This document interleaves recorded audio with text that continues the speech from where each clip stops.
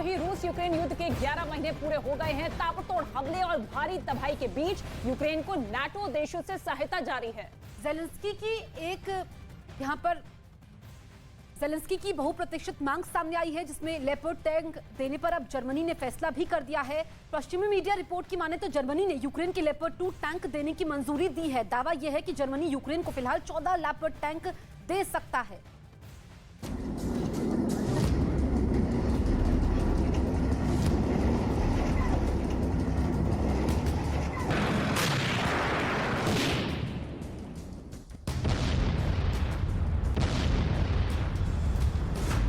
युद्ध में उतरेगा जर्मनी का योद्धा।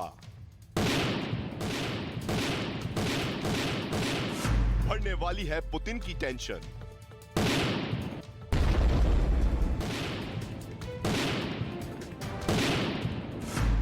आमने सामने होगा रूस और नाटो।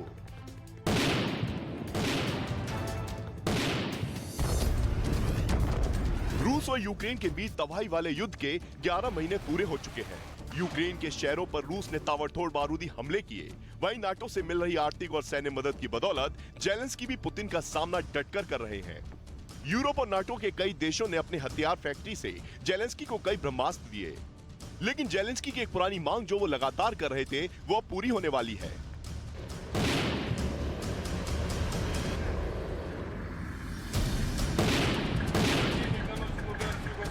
पश्चिमी मीडिया की रिपोर्ट की माने तो भारी असमंजस के बीच जर्मनी यूक्रेन को अपना सबसे मजबूत योद्धा देने को तैयार हो गया है।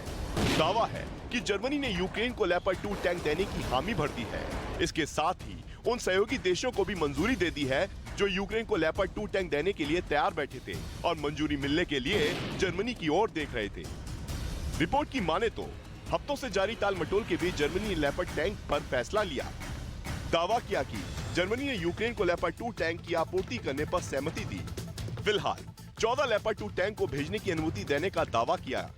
रिपोर्ट्स में कहा गया कि जर्मनी अपने सहयोगी देशों को जिनके पास जर्मन निर्मित लेपर्ड टैंक हैं, उनको भी यूक्रेन को टैंक देने की मंजूरी दे दी है। दावा किया गया कि जर्मनी फिलहाल बुंडेसवीहर के अपने गोदामों से यूक्रेन को टैंकों की आपूर्ति करेगा, लेकिन बाद में नए लेपर्ड 2 टैंकों को यूक्रेन भेजेगा।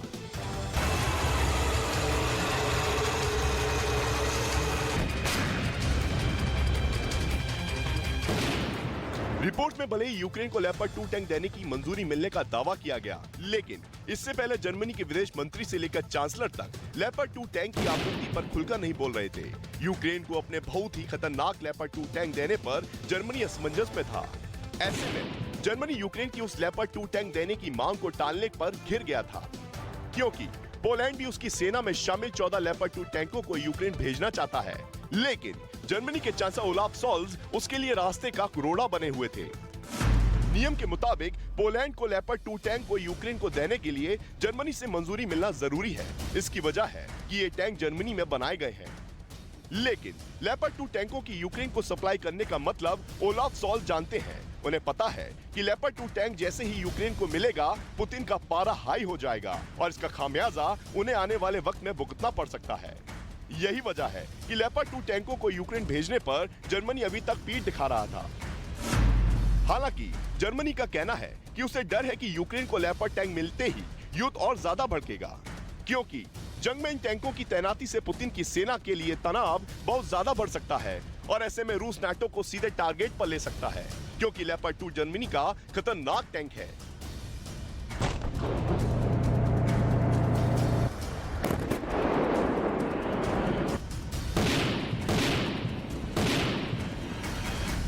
लेपर्ड 2 टैंकों को जंग के मैदान का बड़ा योद्धा माना जाता है। कई विशेष खूबियों की वजह से इस टैंक को ऑलराउंडर भी कहा जाता है। इन्हीं वजहों से ही पश्चिमी देश चाहते हैं कि जर्मनी के लेपर्ड 2 टैंकों को रूस की सेना के खिलाफ जंग के मैदान में उतारा जाए। और अब मीडिया रिपोर्ट्स के अनुसार जर्मनी ने इसकी मंजूरी भी दे दी है। हालांकि इसके बाद ये तय माना जा रहा है कि पुतिन के तर्कस से और तबाही वाले बारूदी हथियार निकलेंगे।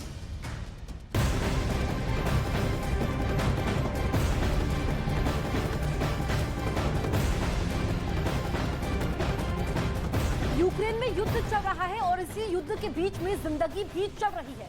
लोग अपने रोजमर्रा के काम कर रहे हैं, बच्चे स्कूल जा रहे हैं, पढ़ाई कर रहे हैं, लेकिन उनकी सुरक्षा भी उतनी ही अहम है और इसलिए राजधानी की प्रशासन ने स्कूलों को बंकर में तब्दील करना शुरू कर दिया है। और अब दावा यह किया गया है कि 86% स्कूलों में बॉम्ब शेल्टर बनाए जा रहे हैं। ये ऐसे शेल्टर हैं जिनमें हफ्तों तक रहा जा सकता है, जिसमें पीने के पानी के साथ साथ बिजली और राशन की पूरी व्यवस्था की गई है।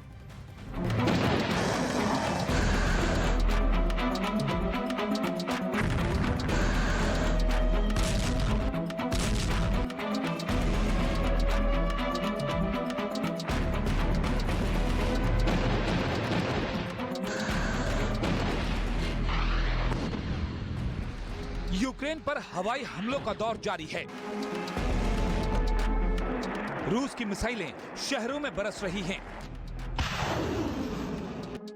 यूक्रेन का शायद ही कोई हिस्सा हो जहां पर मौत का खौफ ना मंडरा रहा हो। खौफ है बमों का, खौफ है आसमानी शोलों का, खौफ है पुतिन के प्रहार का।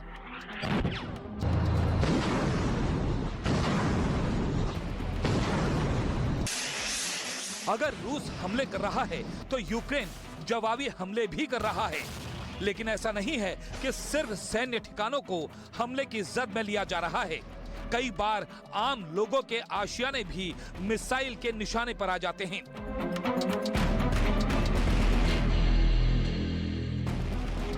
जाहिर है युद्ध के बीच सबसे ज्यादा असुरक्षित हैं बच्चे,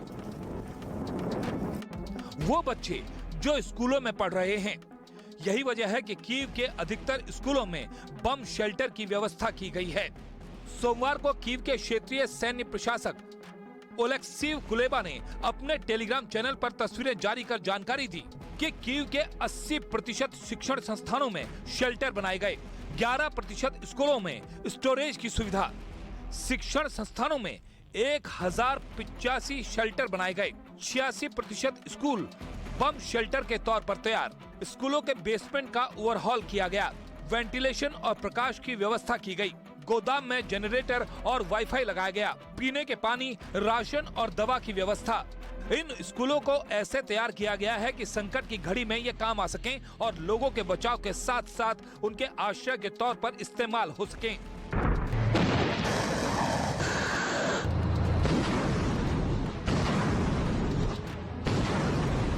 इससे पहले खबर आई थी कि यूक्रेन में शेल्टर होम की डिमांड बढ़ गई है। खार्किव में जहां हवाई हमले हो रहे हैं, ऐसे शेल्टर बम और बाकी हमलों से बचने में काफी कारगर साबित हुए हैं।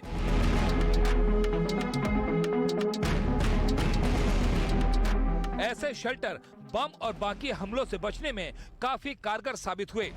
यूक्रेन में प्राइवेट शेल्टर की कीमत $60,000 है, जिसमें 3 लोग एक हफ्ते तक बिना बाहर निकले रह सकते हैं।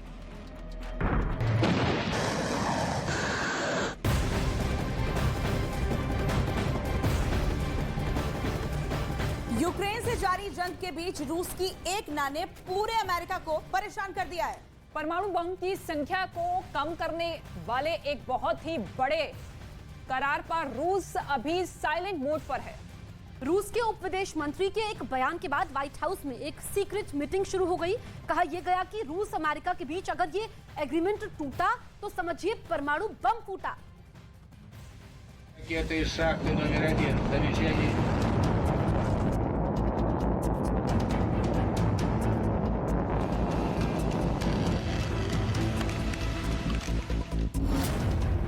$2011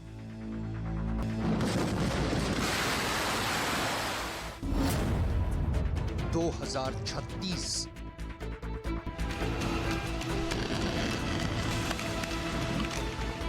इन 25 वर्षों में अमेरिका और रूस को परमाणु युद्ध पर पूर्ण विराम लगाना था, लेकिन 2023 में वो करार अब टूटने की कगार पर पहुंच गया है। इस करार के टूटने का मतलब है रूस अब एक और जार बम का परीक्षण कर सकता है। इस करार के टूटने का मतलब है अमेरिका अपने परमाणु जखीरे को और बढ़ाने के लिए नया परमाणु परीक्षण कर सकता है। क्या इस रुके करार ने दुनिया को परमाणु युद्ध की आशंकाओं के मझधार में फंसा दिया है? साल 2011 से 2036 के बीच में अमेरिका और रूस क्या करने वाले थे? इन 25 बरस में ऐसा क्या होने वाला था जो परमाणु युद्ध की आशंकाओं पर ब्रेक लगाने वाला था? 2036 को लेकर 2023 में अमेरिका इतनी टेंशन में क्यों है? 2023 को लेकर व्हाइट हाउस में मीटिंग पर मीटिंग क्यों हो रही है? 2023 को लेकर पेंटागन क्या नए पैक्ट का मसौदा तैयार कर रहा है? 2023 पर रूस के राष्ट्रपति व्लादिमीर पुतिन को क्या रिपोर्ट दी गई है?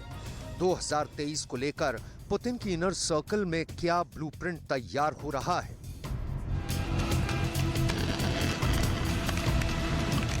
क्योंकि रूस का कहना है कि परमाणु हथियार संधि पर अमेरिका के साथ बातचीत की कोई तारीख तय नहीं है। रूस का कहना है कि न्यू स्टार्ट परमाणु हथियार संधि को लेकर अमेरिका के साथ बातचीत के लिए कोई नई तारीख तय नहीं की गई है। रूस के उप विदेश मंत्री सर्गेई रियाबकोव का कहना है उस संधि पर नई वार्ता के लिए स्थितियां सही नहीं थीं, जो दोनों पक्षों के रणनीतिक परमाणु हथियारों की संख्या को सीमित करती हैं। स्पष्ट रूप से कहें तो स्थिति नई तिथि निर्धारित करने की अनुमति नहीं देती है।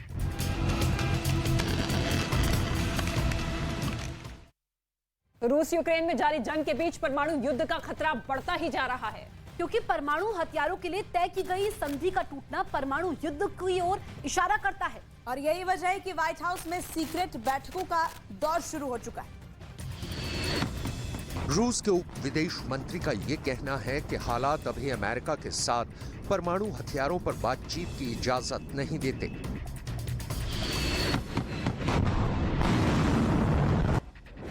अपने आप में बहुत बड़ा इशारा कर रहा है, क्योंकि परमाणु हथियारों के लिए तय की गई संधि का टूटना सीधे सीधे परमाणु युद्ध का इशारा करता है।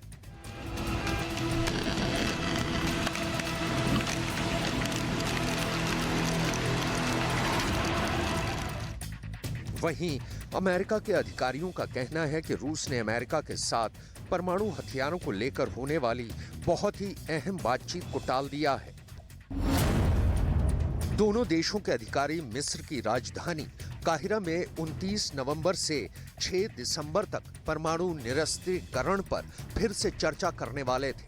इसे मार्च 2020 में कोरोना महामारी के चलते निलंबित कर दिया गया था, लेकिन रूस वार्ता से पीछे हट गया है। The State Department announced that Russia abruptly canceled the latest rounds of arms negotiations. Is the president planning to reach out to anybody about that? Is there any White House reaction to that? I don't have any, and we were very much looking forward to that because we continue to believe in the importance of New Start. We haven't received, a real solid answer from the Russians as to why they postponed this.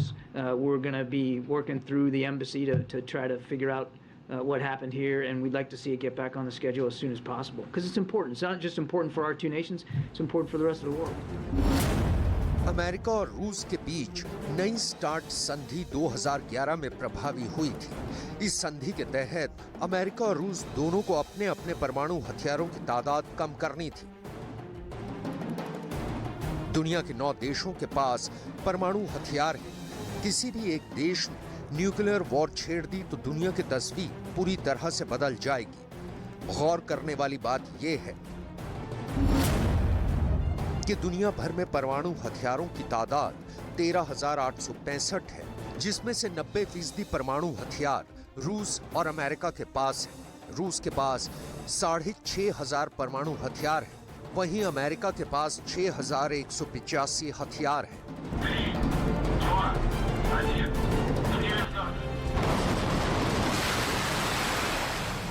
लेकिन federation of American scientists की report पर गौर करें तो सामने आता है कि America ने रूस के मुकाबले अधिक तादाद में अपने परमाणु बमों को मिसाइल, एयरक्राफ्ट, युद्धपोत और पनडुब्बियों पर लगा रखा है।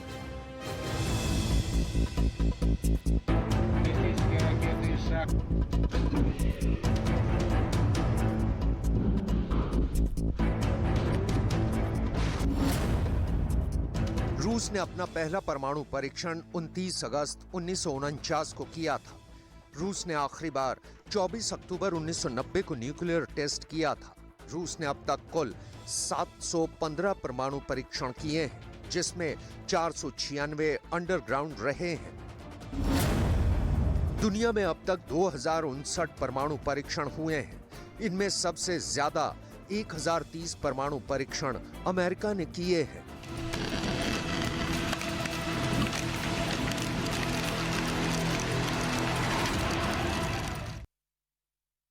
एक रिपोर्ट के मुताबिक 1990 के दशक की तुलना में हाल के दिनों में परमाणु हथियारों को नष्ट करने की रफ्तार में कमी आई है। एक अनुमान के मुताबिक दुनिया में अभी भी करीब 13,900 परमाणु बम मौजूद है। उसमें भी यह दावा किया जाता है कि रूस के पास दुनिया का सबसे शक्तिशाली एटम बम मौजूद है।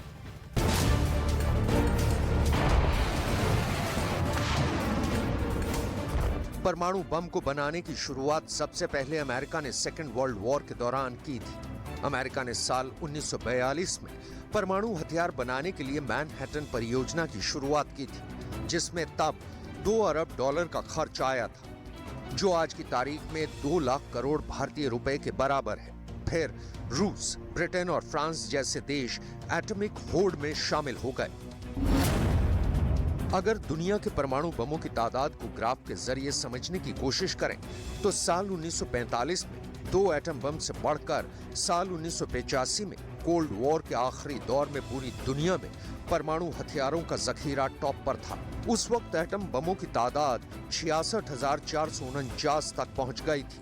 Bulletin on the atomic scientist द्वारा बनाए गए डेटा से पता चलता है कि 1986 के बाद से एटम बम कम होते गए हैं। फेडरेशन ऑफ अमेरिकन साइंटिस्ट्स के मुताबिक 1990 के दशक की तुलना में हाल के दिनों में परमाणु हथियारों को नष्ट करने की रफ्तार में कमी तो जरूर आई है, लेकिन एक अनुमान के मुताबिक दुनिया में अभी भी तकरीबन 13,900 परमाणु बम मौजूद हैं।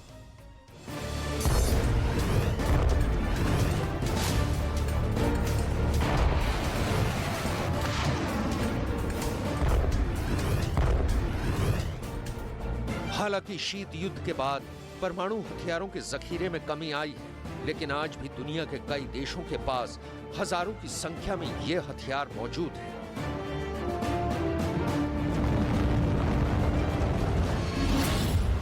FAS यानी फेडरेशन ऑफ अमेरिकन साइंटिस्ट्स के मुताबिक 3,600 एटमी हथियार मिसाइलों पर लगाए गए हैं और ये सैन्य बलों के नियंत्रण में है। इनमें से करीब 1,800 हथियार हाई अलर्ट मोड में है और शॉर्ट नोटिस पर हमले के लिए तैयार रहते हैं। रूस ने 1,600 हथियार मिसाइल पर तैनात कर रखे हैं। अमेरिका ने भी इतनी ही संख्या में हथियार को तैनात कर रखा है। फ्रांस ने 280 और ब्रिटेन ने 120 परमाणु हथियार तैनात कर रखे हैं। और देखिए, रूस के पास सबसे बड़ा परमाणु बम है। कहा जाता है कि अगर ये बम अपनी पूरी ताकत के साथ फटा तो पूरी दुनिया का खात्मा कर सकता है। रूस के जार बम की ताकत 50 से 58 मेगाटन है, यानी कि अमेरिका के सबसे बड़े परमाणु बम से करीब 48 गुना अधिक शक्तिशाली। एक सच ये भी है कि रूस के पास दुनिया का सबसे शक्तिशाली एटम बम है, ऐसा बम जिसका तोड़ दुनिया के किसी भी देश के पास नहीं है। पुतिन के इस परमाणु बम का नाम है जार बम। जार नाम का ये रूस का हाइड्रोजन बम है। इसे दुनिया का सबसे बड़ा परमाणु बम माना जाता है। जार रूस के राजाओं की उपाधि रही है, इसीलिए इसे जार बम नाम दिया गया और इस बम को परमाणु बमों के महाराजा की तरह पेश किया गया।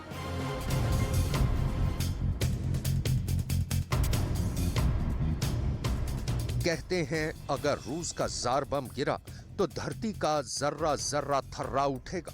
ये हाइड्रोजन बम अगर अपनी पूरी ताकत के साथ फट गया तो पूरी दुनिया खत्म कर सकता है। रूस ने इस बम को 1961 में बनाया था, लेकिन इसके टेस्ट का वीडियो 60 बरस बाद दुनिया को दिखाया। ये उसी वक्त का वीडियो है। जार बम इतना बड़ा था कि इसके लिए खास लड़ाकू जहाज बनाया गया। परमाणु हथियार खासकर परमाणु मिसाइलें लड़ाकू जहाजों में रखी जाती हैं, लेकिन जार बम इतना बड़ा था कि उसे विमान से पैराशूट के जरिए लटका कर रखा गया था। 30 अक्टूबर 1961 को जार बम का टेस्ट किया गया।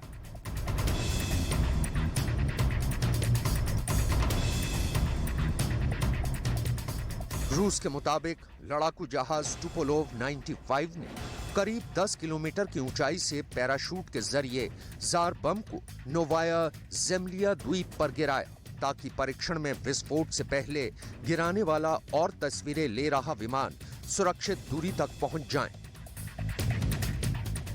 रूस के मुताबिक दोनों विमान 50 किलोमीटर दूर ही पहुंचे थे कि भयंकर विस्फोट हुआ।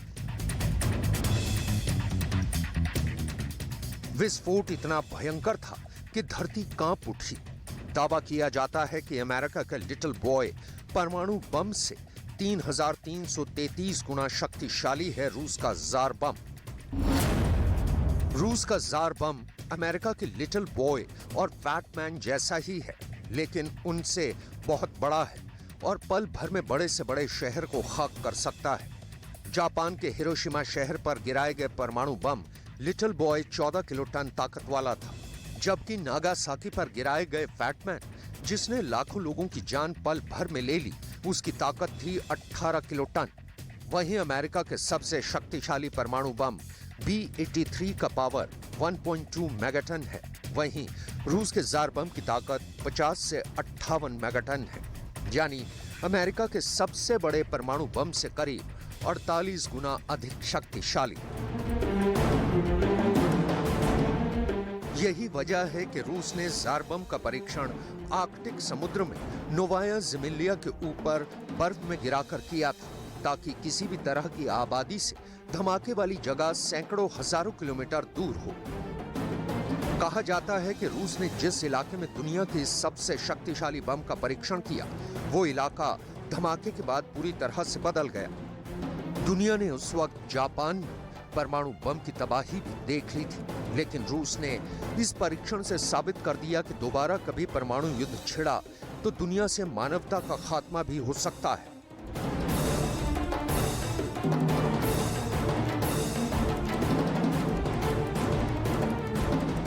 यही वजह है कि परमाणु युद्ध की आशंका से पूरी दुनिया खौफ में है। रही बात अमेरिका और रूस की, तो दोनों देश न्यू स्टार्ट संधि के जरिए परमाणु बमों की संख्या कम करने की बात करते हैं, लेकिन यूक्रेन युद्ध ने इस रास्ते पर भी ब्रेक लगा दिया है।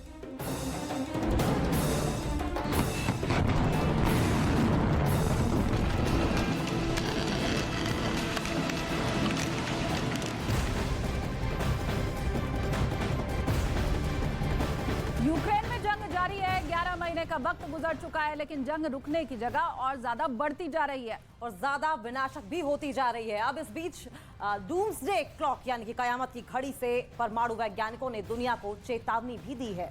चेतावनी है कि जिस तरह से लगातार परमाणु धमकियां चल रही हैं, जिस तरह से दुनिया भर में तैयारियां चल रही हैं, उससे कयामत की घड़ी और नजदीक आ गई है। और इतनी नजदीक आ गई है कि कभी भी दुनिया प्रलय के करीब पहुंच सकती है।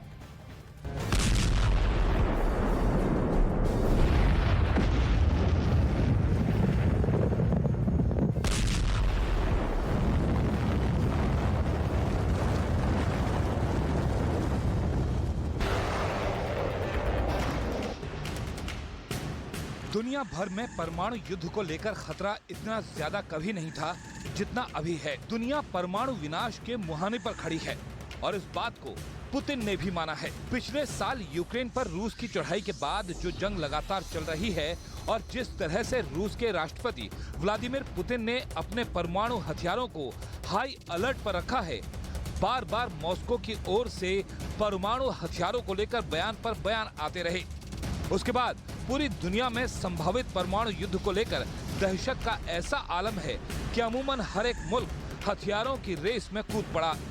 महाविनाशक हथियारों की होड़ के साथ साथ परमाणु नीतियों में बदलाव होने लगे, जिसमें उत्तर कोरिया का नाम भी आता है।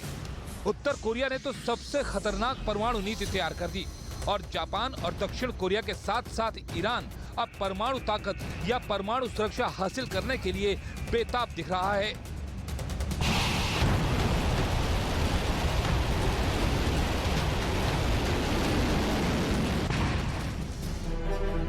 यही वजह है कि परमाणु वैज्ञानिकों ने कयामत की घड़ी में 10 सेकंड का वक्त कम कर दिया है, यानी अब कयामत का वक्त 90 सेकंड ही दूर है।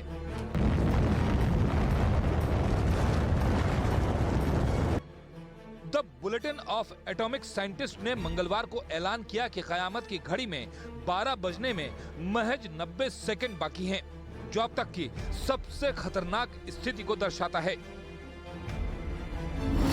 डूम्सडे क्लॉक इंसानियत पर खतरे को दिखाती है। घड़ी को परमाणु वैज्ञानिकों का एक समूह सेट करता है। घड़ी में रात के 12 बजे मतलब कयामत की रात। डूम्सडे क्लॉक रात 12 बजे से 90 सेकंड पीछे। कयामत की घड़ी 12 बजे के सबसे करीब, मतलब है कि दुनिया परमाणु खतरे के बेहद करीब।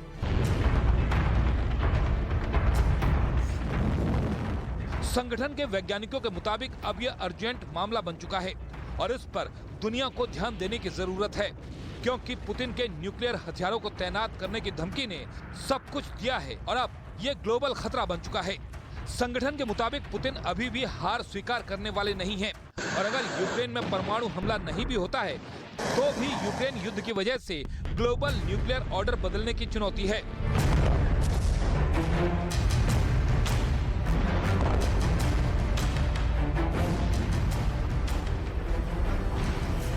जिसमें पिछले 6 दशकों में परमाणु हथियारों को कम करने की कोशिशें चल रही थी, लेकिन अब ये वास्तविक खतरे की ओर बढ़ चला है।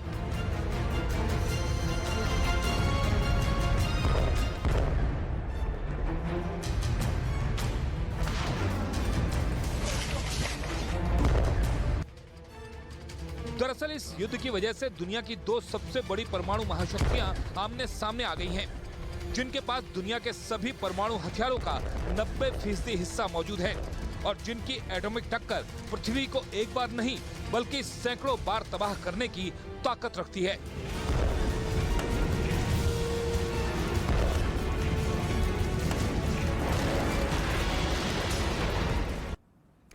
इस गणतंत्र दिवस पर हिस्ट्री टीवी 18 दर्शकों के लिए खुश होने का एक और मौका लेकर आया है। इंडिया का number 1 factual entertainment show OMG ये मेरा इंडिया वापस आ रहा है सीजन 9 के साथ, जिसका प्रीमियर हो रहा है गुरुवार 26 जनवरी को रात 8 बजे।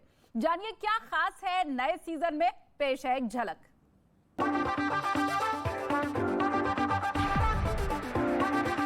हुनर ऐसा कि सबको कर दे हैरान, जज्बा ऐसा कि बन जाए कीर्तिमान, अनोखे जाबाज, डेयरिंग अंदाज, फ्यूचरिस्टिक इनोवेशंस, फैंटास्टिक क्रिएशंस। दोस्तों, एंटरटेनमेंट का जो मीटर है वो सिर्फ 3 चीजों की वजह से बढ़ता है। OMG, OMG, OMG। एक कलाकार की कलाकारी का इतना बड़ा है आकार कि इंडिया की शान को 4 चांद लग गए सरकार। ये जनाब बनाते हैं रिकॉर्ड तोड़ू आर्ट, और वो भी वेस्ट मटेरियल से। ध्यान से देखिए, ये है इंडिया का पहला 3D प्रिंटेड हाउस जो दुनिया पर कर रहा है OMG असर। दोस्तों, ये है इंडिया की पहली 3-in-1 ड्राइवरलेस सोलर और इलेक्ट्रिक बस OMG। भैया, करेंसी और तालों के कलेक्टर्स तो हम OMG पे पहले देख ही चुके हैं, लेकिन मैच बॉक्स कलेक्ट करने वाले इंसान पहली बार दिखेंगे। मिलिए गौतम हिमाड़ी से। जहां हम छोटी छोटी चीजों से हार मान जाते हैं, वहीं एक धुरंधर के जज्बे ने यह साबित कर दिया है कि कामयाबी हालातों से लड़ने वालों के कदम चूमती है। ये है कमलकांत नायर, हमारे रिकॉर्ड तोड़ू पैरा एथलीट। इंडिया के हुनर का ऐसा चढ़ा है रंग कि सबकी जुबान बोल रही है मेरे संग OMG। OMG ये मेरा इंडिया का नया सीजन शुरू हो रहा है 26 जनवरी से हर गुरुवार रात 8 बजे हिस्ट्री टीवी 18 पर। आसमान से जमीन तक देश की गौरव गाथा आन बान शान के साथ लिखेंगे देश के जवान। गणतंत्र दिवस पर न्यूज़ 18 इंडिया की खास कवरेज। जय हिंद। 26 जनवरी सुबह 6 बजे से। और तब से रूस लगातार कीव पर हमले बोल रहा है। इस बीच रूस ने अपने 4 बेहद ताकतवर बॉमर Tu-22M3 को एक साथ उड़ा दिया, जिसके बाद कीव में हड़कंप मच गया। ये बॉमर पुतिन के तर्कश के वो हथियार हैं जो पलक झपकते ही दुश्मन को तबाह कर सकते हैं। रूस ने इनका एक वीडियो भी जारी किया, जिसमें रूस के 4 बॉमर Tu-22M3 आसमान में अपनी ताकत परखते दिखे। इस वीडियो के सामने आने के बाद यह आशंका जताई गई कि जल्द ही कीव पर बड़ा हवाई हमला हो सकता है, क्योंकि रूस ने अपने इसी बॉमर से अज़ोवस्ताल स्टील प्लांट में तबाही मचा दी थी। इसकी खासियत यह है कि ऊंचाई कम हो या ज्यादा, एक बार उड़ान भरने के बाद Tu-22M3 बॉमर अपने दुश्मनों को तबाह करके ही दम लेता है। रूस का दावा है कि उसका यह बॉमर बिना रुके करीब 7000 किलोमीटर तक उड़ान भर सकता है और ये अपने साथ करीब 24,000 किलो बम लेकर उड़ सकता है, जिनमें परमाणु बम से लैस मिसाइलें भी शामिल हैं। इसी वजह से जब रूस ने एक साथ 4 Tu-22M3 बॉमर उड़ाए तो यूक्रेन में हड़कंप मच गया। उधर तुर्की को F-16 फाइटर जेट की मदद का भरोसा देने के बाद अमेरिका ने ऐसी चाल चल दी कि तुर्की बेहद तनाव में है। खबर है कि अमेरिका तुर्की के दुश्मन और उसके पड़ोसी ग्रीस की भी मदद करने जा रहा है। कहा जा रहा है कि अमेरिका ग्रीस को अपने F-35 जेट बेचने की तैयारी में है। और जैसे ही इस बात की भनक तुर्की को लगी, उसके पैरों तले जमीन खिसक गई। हाल यह हो गया कि तुर्की को खुद को मिलने वाले F-16 लड़ाकू विमानों की खुशी उतनी नहीं जितना उसे ग्रीस को मिलने वाले F-35 विमानों का खौफ सता रहा है। बात ऐसी है कि F-35 लड़ाकू विमान F-16 से ज्यादा दमदार है। 5वीं पीढ़ी के F-35 lightning 2 stealth fighter jet के आगे F-16 का मुकाबला नहीं।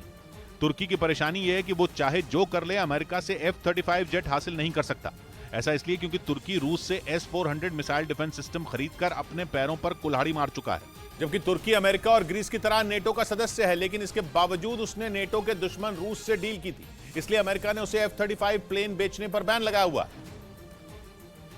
यानी तुर्की को F-35 जेट तो बिल्कुल नसीब नहीं होने वाला। इसके साथ ही उसे F-16 जेट मिलने के रास्ते में भी कई रोड़े हैं। भले ही जो बाइडेन तुर्की को F-16 बेचने को तैयार हो, अमेरिका की संसद में तुर्की के खिलाफ जबरदस्त माहौल है। वजह यह है कि तुर्की स्वीडन और फिनलैंड को नेटो का सदस्य बनने पर मंजूरी नहीं दे रहा। माना जा रहा है कि बाइडेन तुर्की को F-16 बेचकर उसकी स्वीडन और फिनलैंड की नेटो की सदस्यता पर हामी खरीदना चाहते हैं। तुर्की की वायुसेना के पास पहले से ही F-16 जेट हैं, लेकिन अब वो पुराने हो चुके हैं। इसलिए अमेरिका से 40 नए F-16 जेट खरीदकर तुर्की अपने उस पुराने बेड़े में जान फूंकना चाहता है। 1.25 साल से वो अमेरिका से डील करने की कोशिश में लगा था और अमेरिका की सरकार अब जाकर मानी है। और अब अगर अमेरिका की संसद भी मान गई, तब भी तुर्की को जल्द F-16 जेट नहीं मिलने वाले, क्योंकि उनका प्रोडक्शन मंदा पड़ा है और डिमांड ज्यादा है। अमेरिका अब तक उन देशों की ही डिमांड पूरी नहीं कर पाया है जिन्होंने उससे पहले से ही F-16 की डील की हुई है। तो तुर्की का नंबर तो बहुत बाद में आएगा और तुर्की के पास इंतजार करने का ही वक्त नहीं है। जिस तरह उसका ग्रीस के साथ मामला गरमाया हुआ है, उस लिहाज से तुर्की को जल्द से जल्द अपने जखीरे में हथियार और दूसरा साजो सामान बढ़ाना है। लेकिन तुर्की के लिए मुसीबत यह भी है कि उसकी ग्रीस से इस लड़ाई में अमेरिका का झुकाव ग्रीस की तरफ है। जिन F-16 जेट को तुर्की को बेचने का मन बाइडेन प्रशासन ने अब जाकर बनाया है, वो F-16 जेट अमेरिका पिछले साल ही ग्रीस को दे चुका है और उस पर अब अमेरिका ग्रीस को F-35 विमान देने की प्लानिंग में है। यानी अमेरिका मदद तो दोनों की करने को तैयार है, लेकिन तुर्की की मदद कम और ग्रीस की मदद ज्यादा। इसी वजह से तुर्की में हड़कंप मचा है। रक्षा विशेषज्ञों का मानना है कि अगर तुर्की को F-16 जेट नहीं मिले और इस बीच ग्रीस की बात बन गई, तो लड़ाकू विमानों के मामले में ग्रीस 2025 तक तुर्की को पछाड़ देगा और ये तुर्की की विशाल वायुसेना के लिए बहुत बड़ा झटका होगा।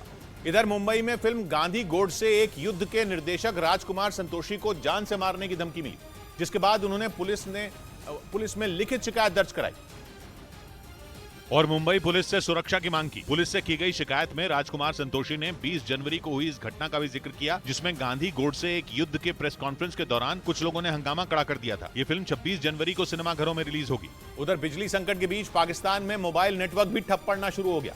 पाकिस्तान की ये नई परेशानी उसकी पुरानी परेशानी से जुड़ी हुई है, क्योंकि पावर कट की वजह से ही वहां मोबाइल नेटवर्क ठप पड़ने लगे और अंधेरे में डूबे पाकिस्तान के लोगों के सामने एक नई मुसीबत खड़ी हो गई। पाकिस्तान टेलीकम्युनिकेशन अथॉरिटी ने जानकारी दी कि बिजली संकट की वजह से पाकिस्तान में मोबाइल सर्विस ठप पड़ सकती है, जिसके बारे में वहां की कंपनियां अपने ग्राहकों को जानकारी दे रही हैं, क्योंकि बिजली आएगी तभी लोगों का मोबाइल चलेगा। इसलिए लोगों को पावर ग्रिड की तकनीकी खराबी दूर होने का इंतजार करना होगा, क्योंकि इसके अलावा उनके पास दूसरा कोई रास्ता ही नहीं बचा। एक दिन पहले ही सुबह सुबह पाकिस्तान के 22 जिलों में बिजली चली गई थी। सरकार ने दावा किया कि वो जल्द से जल्द इस समस्या को सुलझाएगी, लेकिन समस्या नहीं सुलझी।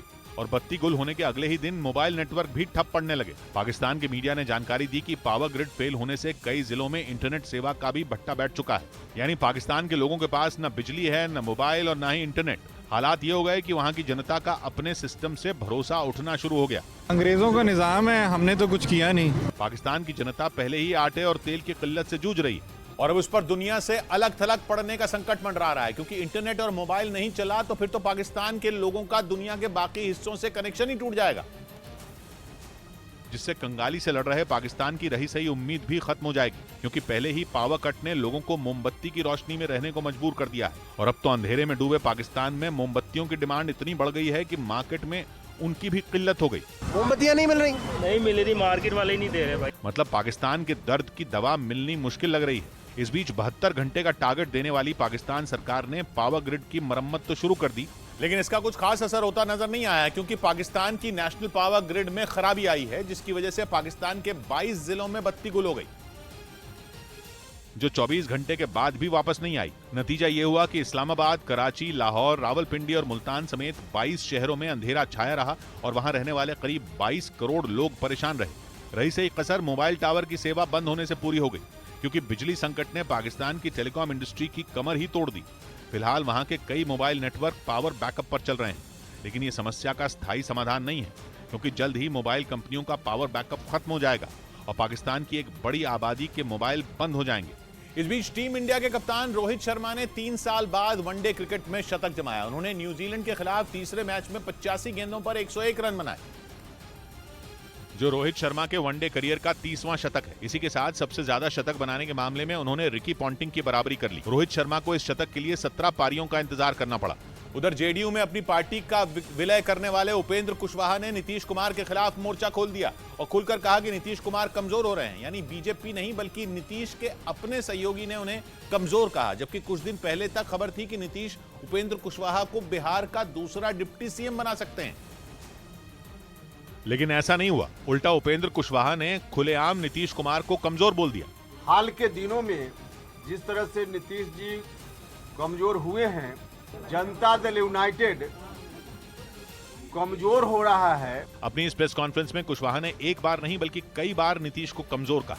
हालांकि उन्होंने इसका ठीकरा आरजेडी पर फोड़ने की कोशिश की, लेकिन उनकी बातें सुनकर लग गया कि उनका असली टारगेट नीतीश है, जिसका अंदाजा नीतीश को भी हो गया, क्योंकि कुशवाहा से जुड़े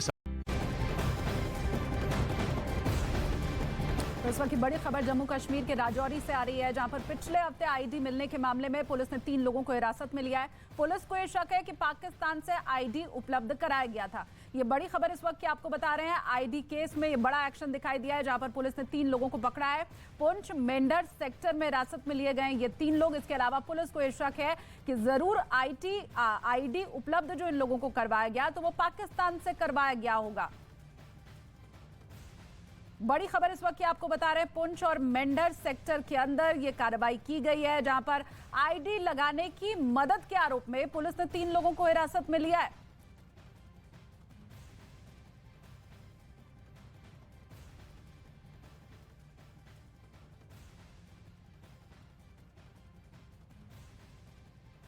तो मिस्र के राष्ट्रपति भारत में आज है। सुबह उन्हें गार्ड ऑफ ऑनर दिया गया था। अब ये महत्वपूर्ण तस्वीर आप देख रहे हैं, जहां पर प्रधानमंत्री नरेंद्र मोदी के साथ उनकी ये